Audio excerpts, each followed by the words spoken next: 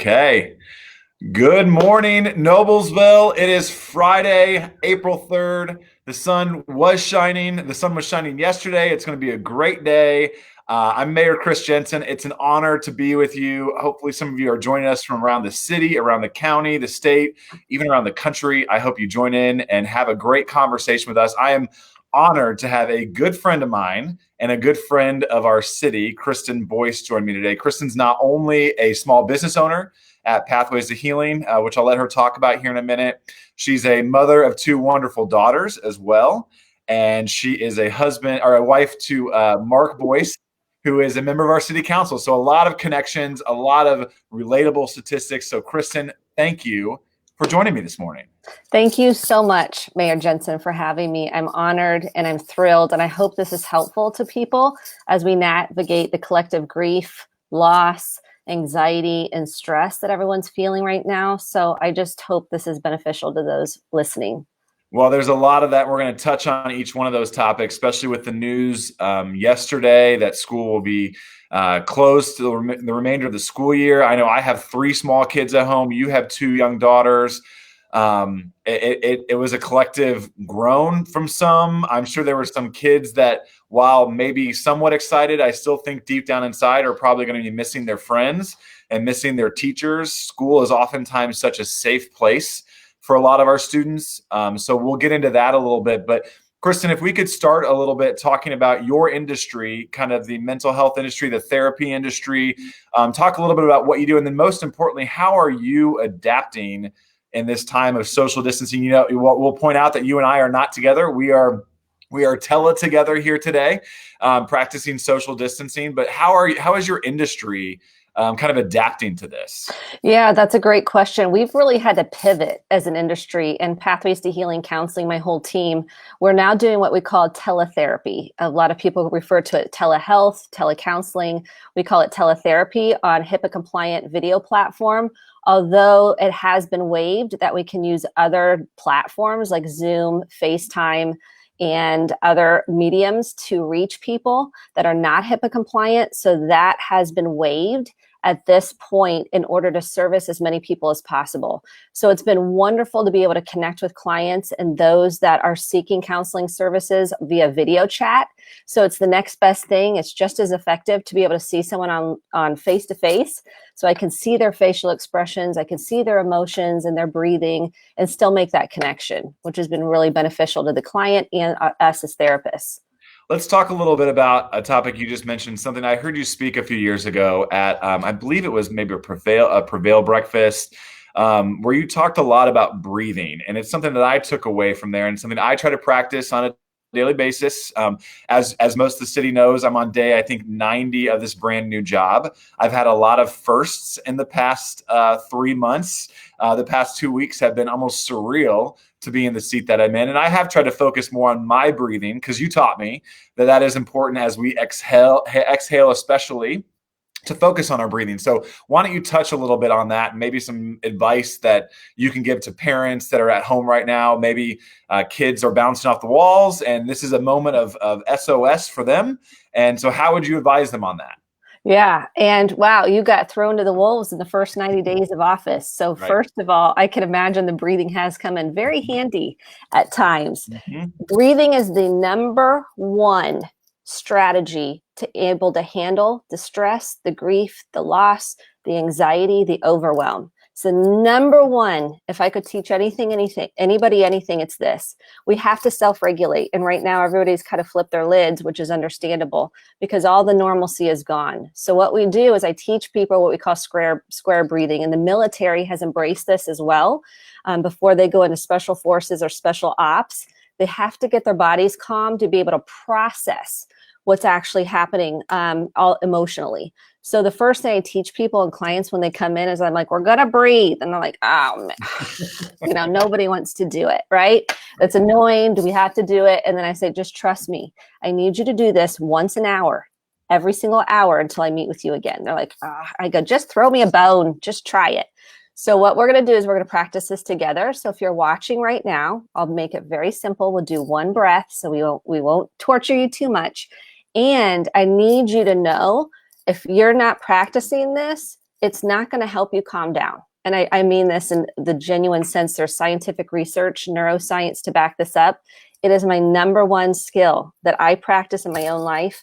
Could it survive this without it? So what we're going to do is we're going to inhale for 4 through your nose, hold for 4, and exhale for 8 slowly out your mouth like you're cooling soup. You're going to get the maximum benefit of that breath with the exhale through the mouth, which is very different. And kids, I like to do smell the cookie, cool the cookie. And so that's something you could teach kids, bubble blowing with children and adults, really. We're not immune to this either. Blowing bubbles with your kids is very helpful to calm that nervous system down. And this is a life skill that I teach so we can handle the hard in life. We're not taught to handle the hard. The media is bombarding us. Of course, they're trying to educate us as well. And we don't know how to tolerate that. So our nervous systems get hijacked. So let's practice this together. We're going to inhale for 4 through your nose. Hold for 4 if you can. Release for 8 slowly out your mouth.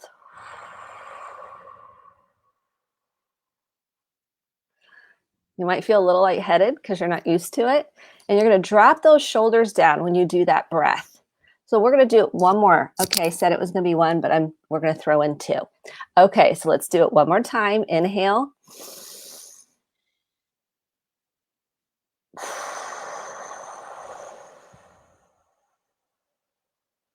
Or notice the difference that you feel. And if we're not regulated as parents, trust me, I've been dysregulated a few times because we're humans and we're together 24/7. This is my number one teaching tool for parents. Number 1, you got to breathe. My kids are like, you're breathing again. I'm like, do you want crazy mama or do you want calm mama? Because what happens is the nervous system, this is my little brain model for Dan Siegel, is we flip our lids. This is fight, flight, or freeze. And we come up with a lot of defenses. And I'm trying to get to a calm state. This is the prefrontal cortex that says, I can handle this. I got this. This is the calm brain. So the breathing gets you to the calm brain. If we can help our kids learn to handle hard feelings, they can tolerate hard. A lot of times our kids don't want to do the hard things, and we don't either. This is my number 1 strategy. This is awesome. So I'm sure my wonderful wife, Julie Jensen's watching. She is doing a course at Butler right now on the prefrontal cortex, doing a educational neuroscience. There's so much science behind this and how the brain reacts, not only within us, but within our kids. So talk a little bit, you're a mother, if you don't mind, put on your mom hat for a second and talk a little bit about how maybe some things that you're doing at home with your 2 daughters. Tell their age. Are they middle school right now? They're middle school, 6th grade and 8th grade. Yeah, you're in the throes of middle school girls, right? So what are you doing? What are you doing at home as a mom to kind of help handle this very uncertain time for our kids? Number 1, we're acknowledging the feelings. We're acknowledging the feelings. I'm acknowledging my own feelings of grief, loss, anxiety, fear, and I'm acknowledging theirs. We're processing through the feelings. Now, not all kids talk about their feelings. They can draw it out. They can write it out. You can do a journal where you write out a question, put it in their room. They can write you back. There's lots of ideas. Processing. We know trauma, and I want to give this quote out to Dr. Peter Levine. Trauma is not what happens to us, but what we hold inside in the absence of empathic witness. And as a mom, I'm the empathic witness for my children's emotions.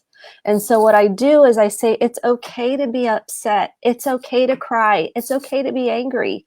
It's okay to have your feelings. Now, it's not okay to hit, punch, bite, so that what's okay and what's not okay are boundaries. But letting them process their feelings right now, I know 5th graders, 8th graders, seniors, and college seniors, collegiate athletes, high school athletes, middle school athletes, elementary are missing their friends. They're missing their teachers. And I think the teachers are missing them as well. They're also having grief, administrators, and letting them have their feelings and acknowledge it. So it said, I will say something like, it's okay to have your feelings.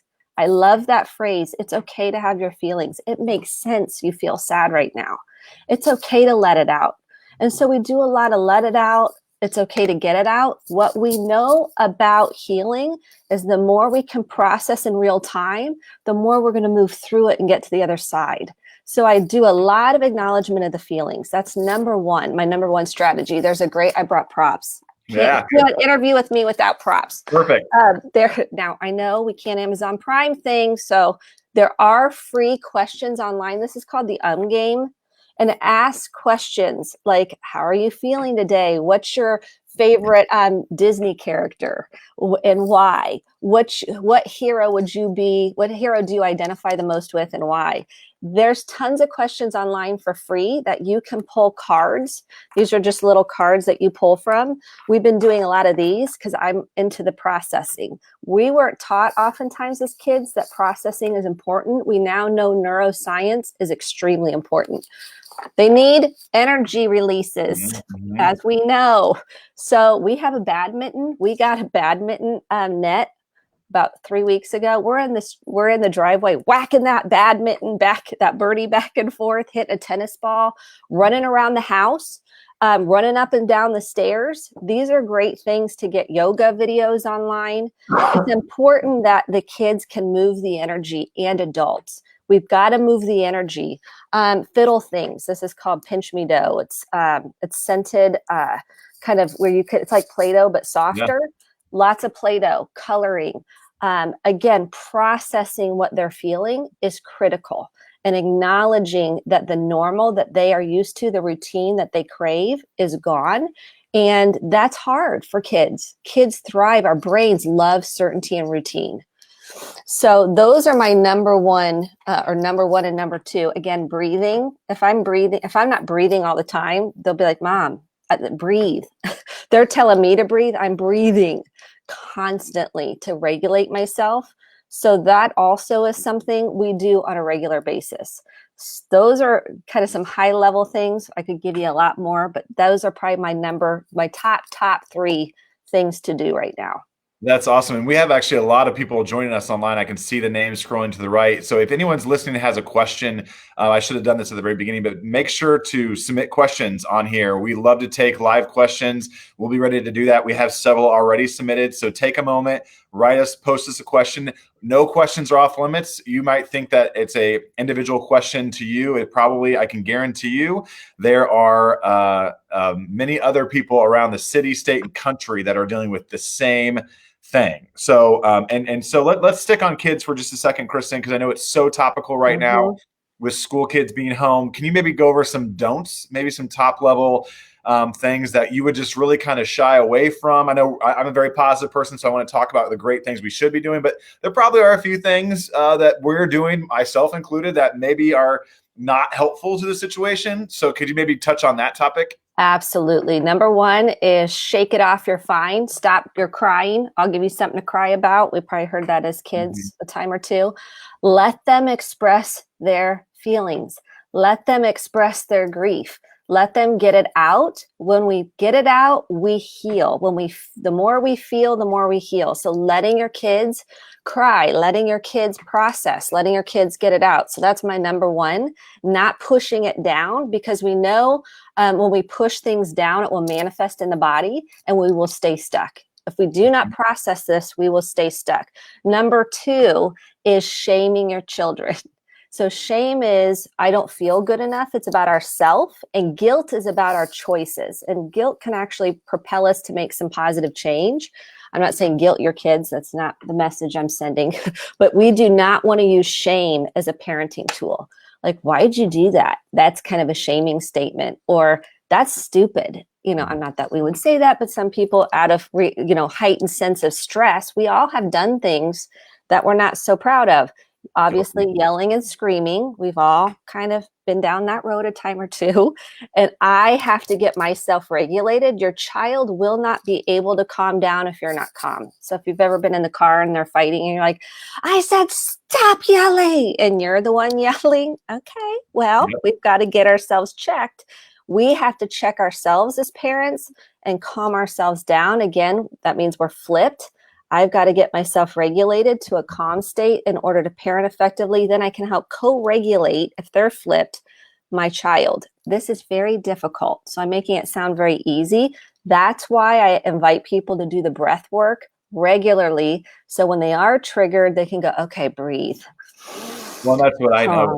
And there have been certain situations where my wife will remind me that let's not fight fire with fire here. Let's, if a kid is emotionally charged, you being emotionally charged is not going to help that situation. Is that what I'm hearing correctly? Exactly. You're actually, if you ever notice, it gets worse because No. now we're all yelling and Mhm. nobody's calm and nobody's regulated. Yes. So that's The my, loud noises. yeah. And it's easy to do, right? We're home 24/7 and we're stressed. We're trying to work from home. Some of us, we're trying to do the e-learning and teach from home. We're trying to get the kids, occupied and connected with and tended to, and 3 meals a day.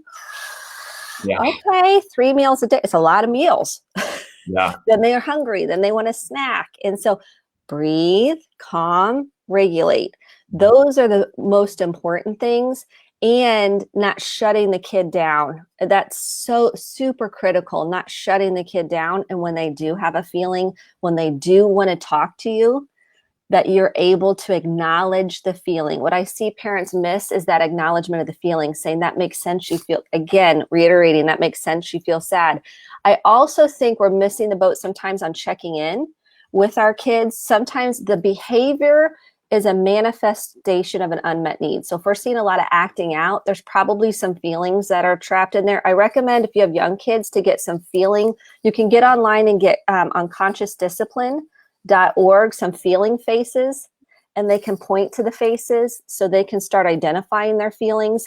The movie Inside Out from Disney is a great one if you can rent it right now. That helps pave the way to start naming the feelings. And adults, I have adults do this too. Watch the movie so they can start naming their feelings, identifying their feelings. And that helps equip you as a parent and the child to express themselves in healthy ways. And it takes time. It takes education. It takes us parents getting connected to our own feelings to be able to do that. Sure. So there was a question here about, somebody had mentioned, all right, I ask my kids these open-ended questions, and oftentimes I get I don't know, the shoulder shrug, the, typical child answer. I have a 9-year-old who loves that. I don't know. How was your day? Yeah. Fine. How do we What'd you do probe? at school? Nothing. Yeah, nothing. Yeah, what'd you do at school? Nothing. Okay, well, I have some Yeah. concern. But how do we engage them more? How do we probe them a little bit further to try to at least incrementally get them to open up? Yeah, it's a great question. And it's a dilemma. If this is new material for families that they're not used to it, I recommend watching the Inside Out movie together. And I know if you've got older kids, Disney movie spans all ages. So that's the good news. Now, is everybody, all the teens, going to be like, yes, I want to watch the movie? No. What I want is to start conversation, and it has to come from the parent and equipping the child. They might not know what they feel. That's a lot of what children don't really have the language sometimes of how they feel. And that's what I usually say is when they would get in the car, I'd want to know every detail. How was your day? What did you do? Who said, what did so-and-so say? Then what did they say back? And they're like, stop asking me questions. And what I say is, if you want to talk to me, I'm available when you're ready. If you have anything I can see, and I normalize, this may be some grief for you. You're really, and 8th graders, I know, are in 5th graders, in high school seniors, are in college, they're in athletes. Like I said, that's normal to have some sadness about this and maybe some anger. Well, let's shift on that topic too, because there are a lot of questions about certain age groups and how to handle that. Let's start at the top, and the high school senior. My heart breaks for high school seniors right now. I vividly remember walking across that stage at Noblesville High School back in 2002. When I graduated, it was such an exciting time in life, getting ready to go into my next chapter as a young adult. What advice do you give for parents out there that are dealing with high school seniors? How do you celebrate them in a way while acknowledging the grief that they're having, but shifting that grief to a positivity in the next chapter that they're going to face? Yeah. The first thing is you can't shift it unless you move through it. So I can try to put a mask on and act like it's all okay, but if I'm not processing it, I won't move through it to get to that more acceptance. So it's like the stages of grief. So as parents, we first have to deal with our own grief around it. So the dreams and the graduation parties and the ceremony, and which might happen still some point, we don't know that. Sure. But the dream of the June date, we have to acknowledge that it's okay for you to have your grief as parents first, because then we can acknowledge our child's grief around that. It's the expectations of you thought what was going to happen, and it's the final loss. So it's like the last day. It's the final loss. And so first we have to acknowledge our own grief, then we can acknowledge our child's grief around it. And then we can, and I think it's helpful for them to talk to friends about it that are in the same boat, because they're all collectively feeling similar. Now, some people might be pretty disconnected from their feelings. Sometimes we minimize and rationalize it and go, oh, it's not that bad, and then we talk ourselves out of processing the feelings. Once we process the feelings and we get to the other side, a lot of times we'll get to acceptance and we'll go, okay, I can handle this. We can still do something, a Zoom online, and celebrate that way. We can still honor it by all the family getting together and sending cards to the senior, and friends sending cards to each other. Again, it goes back to that empathic witness of the collective grief that they're all feeling. And it may take time. Every senior is not going to process in the same timeline. Grief does not have a specific linear timeline. One person might process it differently than the next person, and it doesn't make it right or wrong. This might not hit them for another several months. Mm-hmm. This might hit them now. It might hit them a week from now. And let them go at their own pace. My main thing is acknowledging that there is going to be grief. There is going to be a sense of loss, and it's okay to feel it and process through it. That's great. Let's shift a little bit to the other end of the spectrum, toddlers. So I have a 4-year-old, almost 5, I should point that out, and a 3-year-old, and I'm not convinced they have half a clue what's going on most of the time. Certainly not when it comes to COVID-19, right? But they certainly sense a difference at home. They can't go and hug their grandparents, which is another question about how do we interact with grandparents. They can't go over to their friend's house all the time. So talk a little bit about toddlers and getting them to understand, or at least comprehend maybe a little bit, the changes that they're feeling. Absolutely. One, they probably like having mom and dad there. So I want to acknowledge, because they're neurobiologically wired to want to be with their parents. So on some level, they're finding a lot of comfort in this. If my energy is off as a parent with a toddler, the toddler is going to pick up on that. So if I'm stressed, I'm anxious, I'm trying to work, which is many of us, and they're going to pick up on that. So it's doing regular one-on-one time with that toddler, one-on-one play. So if they want to play Legos, or they want to, whatever they want to play with you with, you're spending that, you're touching base on that one-on-one time. You're helping regulate them by being regulated yourself. And so getting those feelings books out is really critical at this age. Whether this was happening or not, it's very important that they learn what they're feeling. And the inside movie out's appropriate for them too. Now their attention span's a lot smaller. Mm-hmm. And normalizing their feelings. You can get, those sheets along those lines, identifying the feeling faces, but they like play. That's how they process a lot of times, is through play. So if you're playing whatever it is, or some, boys like to kind of roughhouse and move that energy out. That's how that helps them feel safe. That helps that nervous system to say, I am safe, because you're connected, you're present. Parents it's hard right now to be present. I'm constantly checking this, because guess what? This is a distractor. Yeah. We've got to put our phones down, and I have to work on this myself, intentionally put my phone down and connect and be present. So the toddler or any child feels safe. You are the one they're looking to feel safe. And so the more regulated we are, the more we're processing, the safer they're going to feel and more attuned to them. Okay. You had a lot of messages on there that's giving me some anxiety. So make sure after this you clear out your messages, because I was concerned by your screen there. Oh, so. Did I have so many? Yeah, because I had so many. Yeah. That's all right. That gives me a little anxiousness there. We'll breathe. So, all right, we're gonna breathe a lot here. Yeah. So talk a little bit about, I have a good friend Stephanie who just wrote a note about kind of explaining the silver lining, that there's a fine line between shame and gratitude, pointing out to kids of how lucky and grateful they should be for something, but also pointing out that you're not trying to shame them. So how do we kind of show them the silver lining in this conversation? It's very important you're processing the feelings first. You're going to hear me say this 10 times. You got to process it, because what happens is you're stuffing those feelings down. If you go, well, it's not that bad, at least we're together and we have all this time together. We can do that after we've processed. Processing first, acknowledgement second, Then we can get to, well, what are the possibilities here? What are the things you're looking forward to?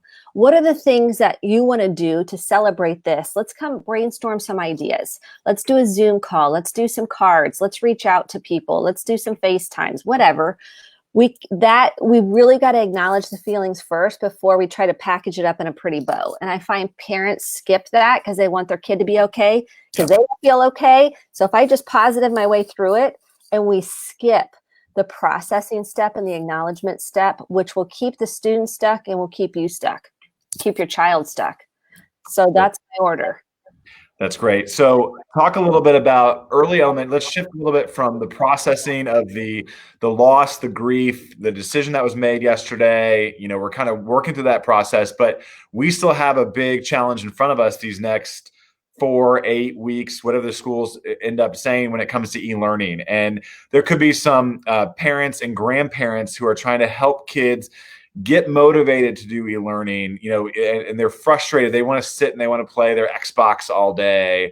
They don't want to work on their e-learning. What can we do to kind of communicate to them how important that is during this time, which might help some parental and grandparental stress during that time?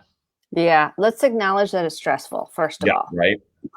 We're not getting out of this for free. Like, there's a collective, like, now some are like, you know, it depends on your kid type. They're like, they're done, they've done it all, and they got the rest of the day ahead. We're talking about those kids that are more of a struggle, that they don't want to do it.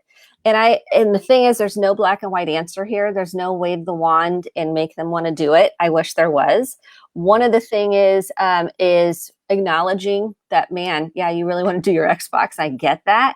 And having some boundaries in place. So in order to play the Xbox, and they're not going to like it, they're going to have their feelings about that. They're not going to be like, okay, but you got to come up. I always say on Sundays, come up with, here's the routine for the week. Here's what you can earn. You can earn, you know, once you get your e-learning stuff done, then you get so much Xbox time, or then you get so much, you know, gaming time or Netflix or whatever, iPad time or whatever, which is a little challenging because they're on that iPad learning. But then you give them the structure and the boundaries, saying, this is how it's going to go this week. Let's talk through that. And we're clear and we're consistent. That helps. Even when they're in high school, here's, you know, when are you going to get your e-learning done? What's your timeline for that? If you don't get it done, let's talk through that. Here's what that's going to look like. So I always say Sundays, start prepping.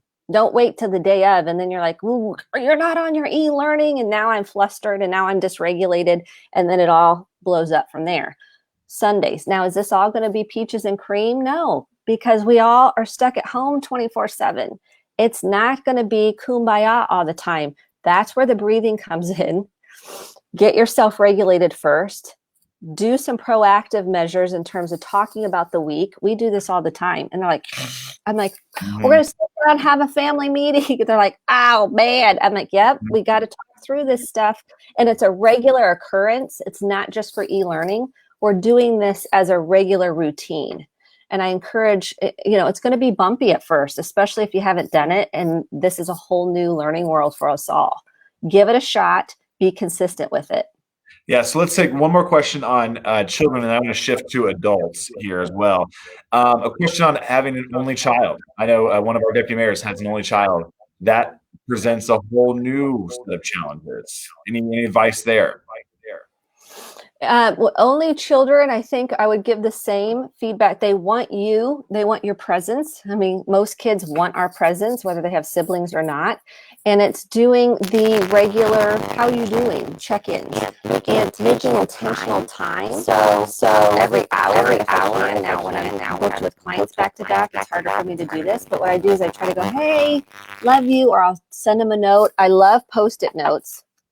I leave these everywhere. So this is like leaving a note on their pillow, leaving a note on their door, and they think I'm cheesy. And this is what I want them to think. Their thoughts, what I say to them become their internal dialogue.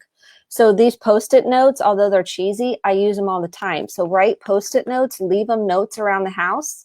Let them know that they're loved. Let them know they matter. Let them know they're important. Those are things I say, and that they're enough, because we all don't feel good enough.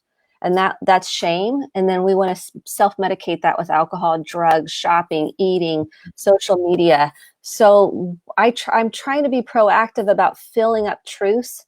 And this is a great way to do it. I know it seems cheesy, do it anyways. Yeah, More that's cheesy, great. the better. I love that. I'm a big note writer myself, so I completely agree with that tactic. So let's shift a little bit. Life is hard, right? Life was hard before we even dealt with COVID-19. Life has challenges. Life has hills, peaks, and valleys. Marriage is difficult. You're married. Yeah, I know Mark very, very well. Great guy. Julie Jensen and I absolutely adore her. It's been a difficult couple weeks, right? There's huge challenges when you're cooped up and the emotional roller coaster that you're on.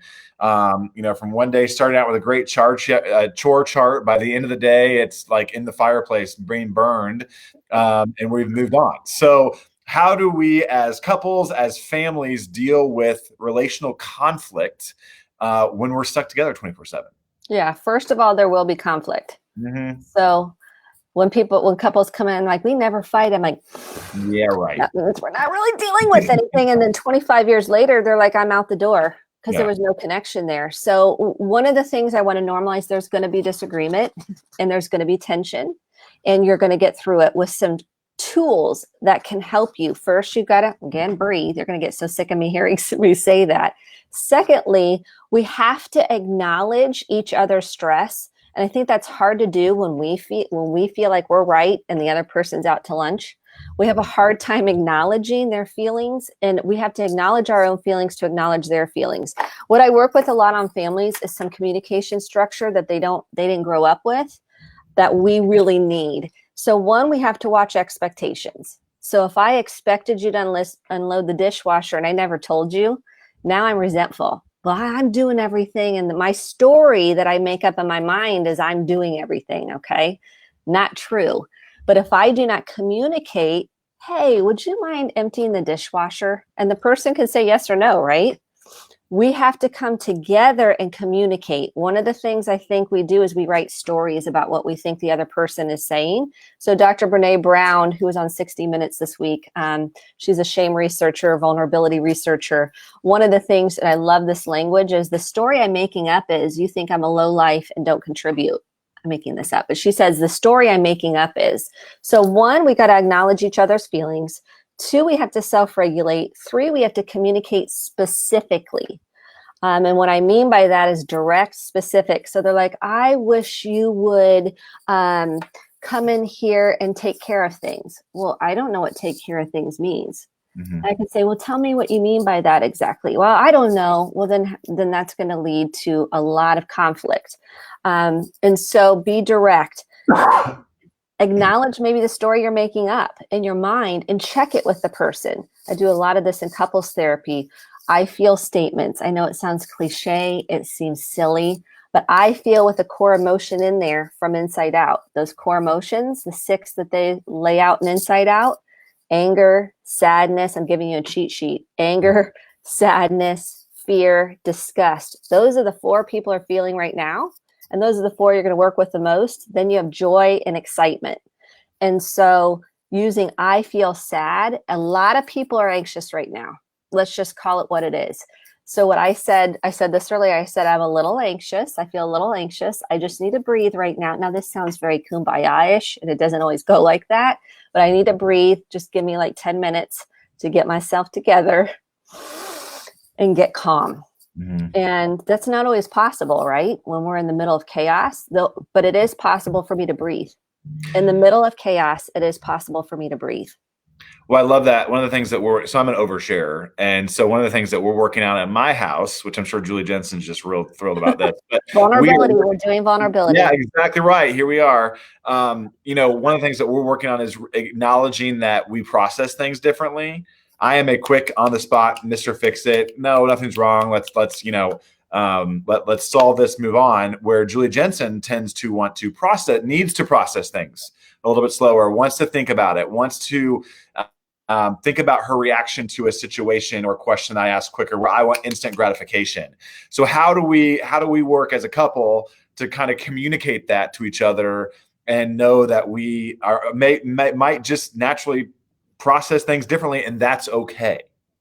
I think first is talk, like you've already identified. I think that's a huge step, awareness. You've already conquered the first step that I work with people on is notice your dance, notice the way you process. Self-awareness is critical in couples and in any relationship. That's why I'm so passionate about people doing their own work. Self-awareness is power. It's empowerment. So the fact that you already know your processor's like, and she needs some time to think. Very similar to Mark and I'm kind of like I can think quick. Mark's like, give me a minute. And I'm like, but whoa, but let's work it out now. Have a minute. And so I have to recognize and I have to go, okay, he needs a minute. I have to self-regulate through that and acknowledge it's not to do with me. It has to do with how he processes. He'll come back and circle the wagon, similar to Julie. She'll come back and circle the wagon if they're ready. Hopefully that's the case. And then you can talk about it with the I feel statements. Because what I see a lot of people do is displace their anger, displace their frustration onto somebody else. And it's really not about that person. It might have been something that happened at work. It might be about their parents. It might be about a different situation, but they've projected, which means I put that on, a hot potatoed it to my partner and made my partner responsible for my feelings. We have to be responsible for our own thoughts, feelings, and behavior. Very big into ownership. And then there's some people that are so stuck from trauma, that's a whole nother conversation, that aren't capable of doing that. And so that's where therapy comes into play and help and getting outside help. So let's talk about parenting styles a little bit. So obviously we're all going to be together these next at least 30 days. We're going to be, and everyone parents differently, right? And we may have conflict amongst parents on how you're handling a situation with our kids, right? Whether it be e-learning or, I know one of the frustrations that we have sometimes is that I'm an essential employee, so I'm at work all day. Julie's at home manning the ship and all this stuff. I swoop in, have my thoughts on certain things that may not jive perfectly with the way Julie Jensen feels about it. What tips do you have for parents to communicate to one another during this time about parenting styles or parenting disagreements? I'm going to do my parenting prop. This is really important work. Is to know, this is called Parenting from the Inside Out by Dr. Dan Siegel. You can see it's very worn. It's important. Not everyone's going to have the time to do this, but my number one thing is you got to dive into why are you parenting the way you're parenting? You got to have some self-insight. Why am I triggered? So one of the things is we all have different triggers. Julie will have a different trigger than you'll have potentially. Sure. Sometimes they're the same. And those are rooted pretty deep. So I've got to go, well, why was that such a trigger for me? Oh, because I don't feel respected. Okay, that goes pretty deep. And so then I project this unmet need onto my kid and make my kid responsible, make my spouse responsible for filling that unmet need of me feeling important and that I matter and loved or whatever it is, respected. And so therefore we get into a right or a wrong. I'm right, you're wrong. The way I parent is better than your way you parent is better. You're going to have different ways you're going to approach things. Very rarely will I see exact same feelings about a situation from parents. It's acknowledging the other person's feeling and perspective. It's like bridge building. On my country, I feel like this is the language I speak. In your country, this is the language I speak. Let me walk over here and see if I can get understanding for why you feel the way you do. Okay, I'll walk over here. Now we're in the middle, coming together and trying to get understanding of why the other person feels that way or reacts that way. We want to react instead of we want to respond and not react, but we got to create some understanding. And that's really important in communication. And so doing some self-work on knowing your triggers and why you have that trigger as a parent is critical. That's awesome. Let's talk a little bit briefly about single parents, single moms, single dads, huge heroes, have a lot on their shoulders right now. A lot of them are probably trying to work from home. And let's give credit where credit's due. But let's give some advice, maybe some tips for them on how to process. I know you're going to tell me that they need to breathe. So I got that for you. Got that. Check. Got it. Check. What other tips do we have for those single moms and dads out there, or maybe single grandparents, that are just swimming here and treading water? Super hard. So first of all, I want to acknowledge all of them. I see you. I acknowledge you. I see how hard it is. I see the exhaustion you have. And that's for all parents, and particular single parents and grandparents. If you can, take some mental wellness breaks.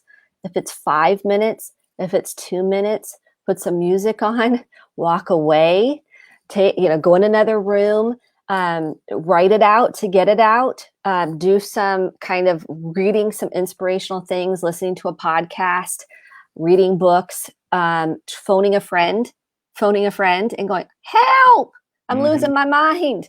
That's super beneficial right now. Even if you can do a FaceTime and go, I'm going to kill these, not really, but I feel so dysregulated. They're driving me crazy. I'm losing my mind. That helps to phone a friend, talk it out. And the friend doesn't need to fix it. You just need to vent. And that's what you'd say at the beginning of the call. You don't need to fix it.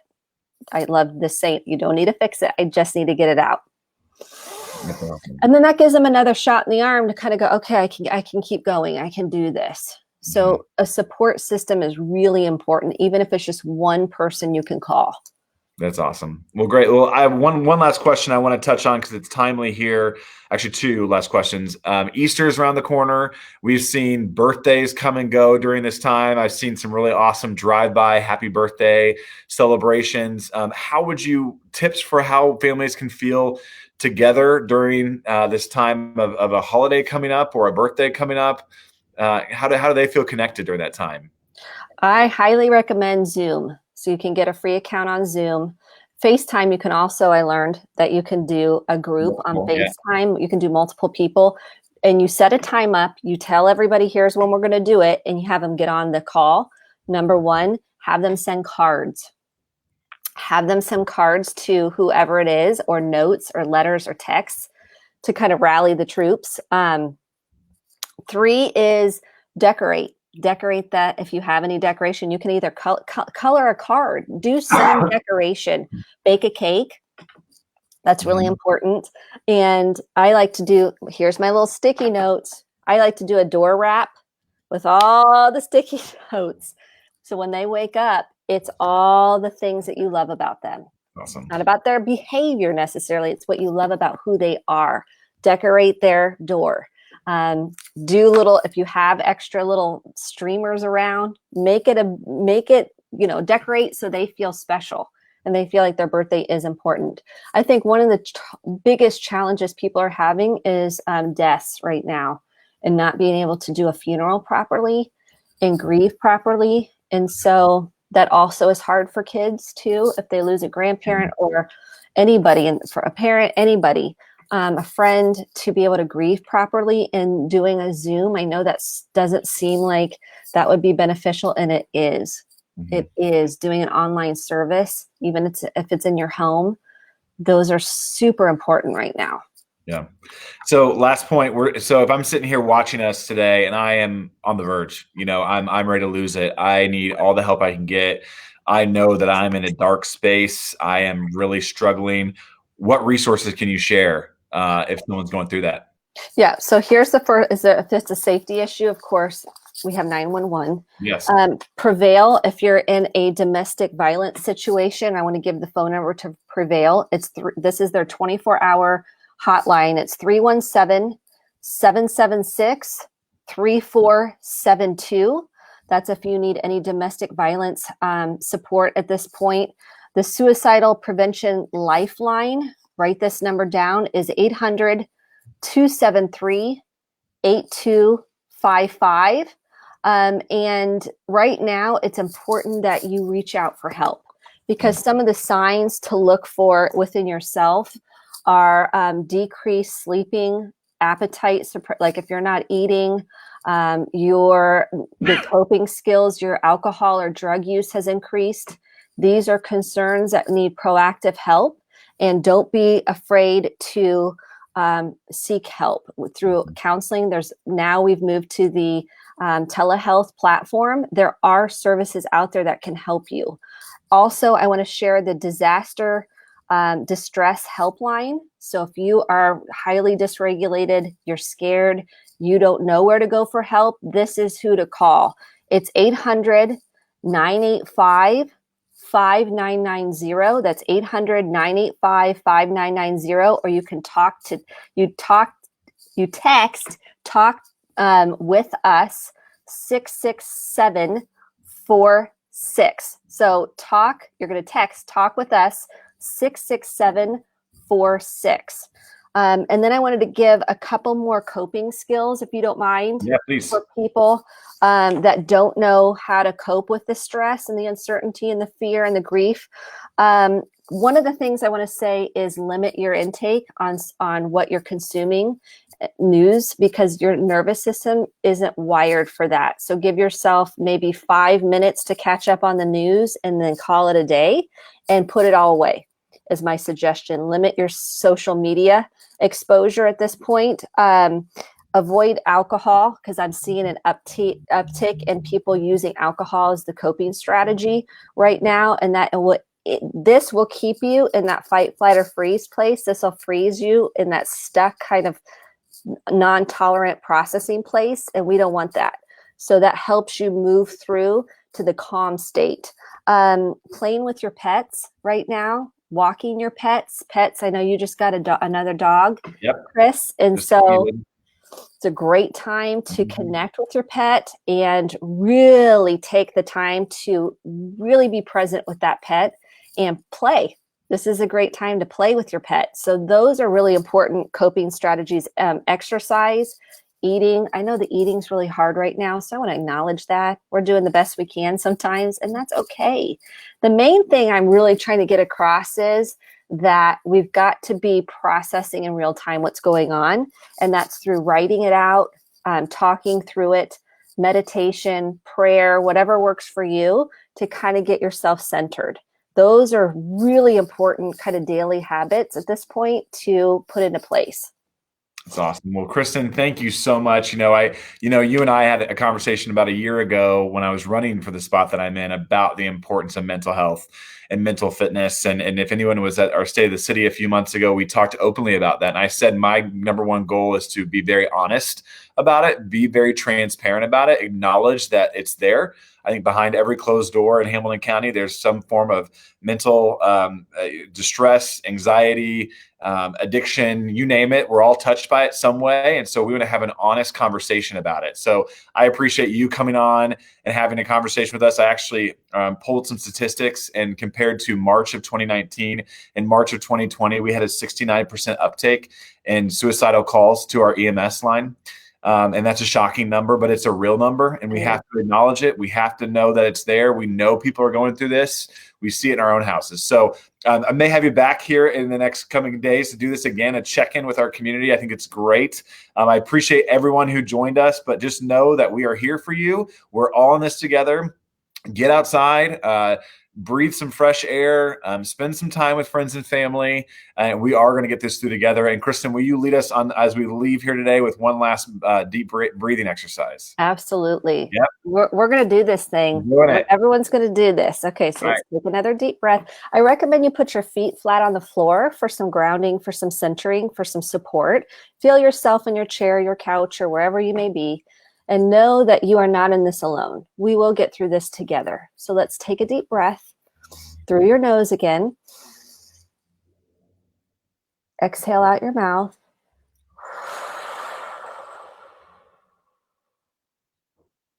Let's do one more time and really watch those shoulders. Drop those shoulders down on that exhale, knowing we will get through this together. This will pass at some point. So take a deep breath in.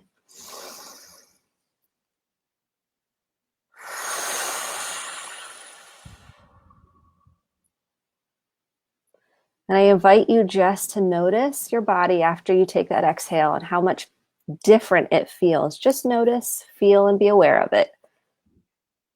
Awesome. And I'm so grateful for this time. Yeah, thanks so much. I appreciate everybody. Have a good weekend. And we'll be in touch soon. Thanks so much, Kristen. Thanks, Chris. All right. Bye-bye.